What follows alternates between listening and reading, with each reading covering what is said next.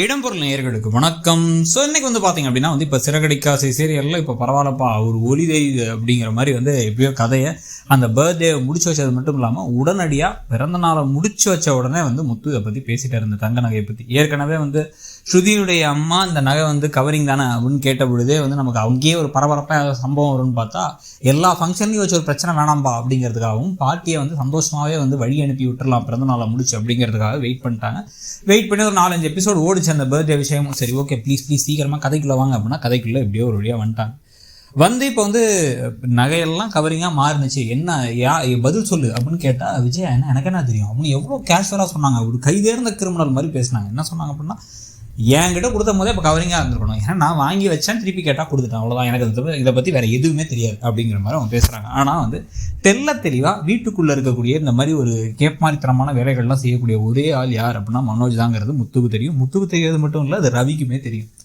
ஏதோ தப்பு நடந்திருக்கு, திடீர்னு ஏதோ ஒரு விஷயத்தை அவன் ஏமாற்றி விட்டுருக்கான். அம்மா தனியாக அம்மாவுக்குன்னு பண தேவை கிடையாது.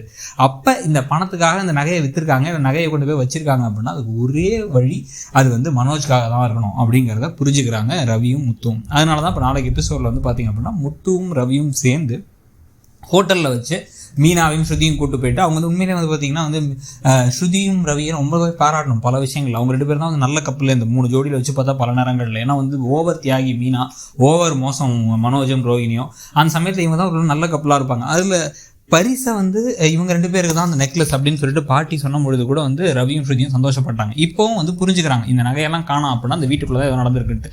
போலீஸ்ட்டை போகலான்னு ஸ்ருதி சொன்னும் போது அதை வேணான்னு அண்ணாமலை தான் தடுத்துருக்கணும்னு நினைக்கிறேன். அண்ணாமலை தடுத்ததுனால கொஞ்சம் மன நிம்மதி ஆயிருப்பாங்க ரோஹினிக்கு தெரியாது வேறு மனோஜும் விஜயாவும். இந்த சமயத்தில் தனியாக அந்த ரெஸ்டாரண்ட்டுக்கு போய் ரவியோட ரெஸ்டாரண்ட்டுக்கு போய் இதை பற்றி 4 பேராக பேசி ஏதோ ஒரு தப்பு இருக்குது மனோஜ் மேலே அப்படின்னு சொன்னதுக்கப்புறமா தான் மனோஜுக்கு கால் பண்ணி டப்பிங் ஆர்டிஸ்ட்டாக ப்ராப்பராக வேறு வாய்ஸில் பேசுகிறாங்க. இப்போ ஸ்ருதி ஏதோ நார்த் இந்தியாவிலேருந்து தமிழ் ஒழுங்காக தெரியாத மாதிரி ஒரு ஆள் மாதிரி பேசி இப்போ என்ன கேட்குறாங்க அப்படின்னா, நீங்கள் என் கடையில் கவரிங் நகை வாங்கினீங்களா, 2 கம்மல், ஒரு வளையல், ஒரு செயின், ஒரு தாலி இதெல்லாம் வாங்கினீங்கல்ல, தாலி செயின்லாம் வாங்கினீங்கல்ல, ஸோ அதுக்கு அதை பற்றி ஒரு ஃபீட்பேக் தான் கேட்குறோம் அப்படிங்கிறாங்க. ஃபீட்பேக்கோடு சேர்த்து இவங்க என்ன அதை சொல்லியிருந்திருக்கலாம் அப்படின்னா உங்களுக்கு ஒரு பம்பர் பரிசுகள் தரப்போது, ஜெயிக்கிறவங்களுக்கு நாங்கள் இந்த கார் தருவோம், இது தரப்போகிறோம், அதுக்காக தான் கேட்குறோம் அப்படிங்கிற மாதிரி ஏதாவது கேட்டால் நான் தான் விற்றேன் அப்படிங்கிறத மட்டும் மனோஜ் ஒத்துக்கிட்டாலே போதும். இதை அப்படியே ரெக்கார்ட் பண்ணி கொண்டு போய் வீட்டில் போட்டு இவன் தான் ஒத்துக்கிட்டான் ஆல்ரெடி. இப்போவும் நாங்கள் எதுவும் கோவப்படலாம், எதுவும் பண்ணல, உங்கள்கிட்ட ஒப்படைக்கிறோம் அந்த ஆடியோ ஆதாரத்தோட. இவன் தான் வாங்கியிருக்கான், அதை இவன் கவரிங் நகையை வாங்கி போய் கொடுத்துருக்கான். அதனால் நீங்கள் எனக்கு உடனடியாக என் நகையை எங்களுக்கு வாங்கி கொடுங்க, ஏன் அப்படி கொடுத்தான்னு சொல்லுங்கள், அப்போ அம்மாவுக்கு தெரியாமல் இதை பண்ணியிருக்க வாய்ப்பே இல்லை, அம்மாட்ட கேளுங்க அப்படிங்கிறத சொல்லி அழகாக அந்த விஷயத்தை சூப்பராக கொண்டு போய் இப்போ ரோஹினிக்கும் தெரிஞ்சு ரோஹினி மனோஜை பல்லாருன்னு ஒன்று விட்டு திருநியாடா டாங்கி அப்படின்னு சொல்லி கேட்குறதெல்லாம் அதுதான் நல்லாயிருக்கும்.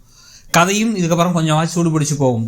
ரொம்ப கதையை விட்டு தள்ளி போய் வேற எங்கேயோ போயிட்டு இருக்கிறதுக்கு இந்த எபிசோடில் தான் இந்த சீரியலை இதுக்கப்புறம் நல்லபடியாக கொண்டு போகிறதுக்கான ஒரு வாய்ப்பு அது. அதை பற்றி உங்களுடைய கருத்து என்னங்கிறத சொல்லுங்கள். மனோஜ் மாட்டுவார்னு நினைக்கிறீங்களா, இல்லை இப்பயும் இழுத்துட்டே போய் இப்பயும் மனோஜ் சுதாரிச்சிருவார், மாட்டாத மாதிரி தான் கதை போகும்னு தோணுதாங்கிறத சொல்லுங்கள். தேங்க்யூ. இடம்பொருள் நேயர்களுக்கு வணக்கம். ஸோ இன்னைக்கு பார்த்தீங்க அப்படின்னா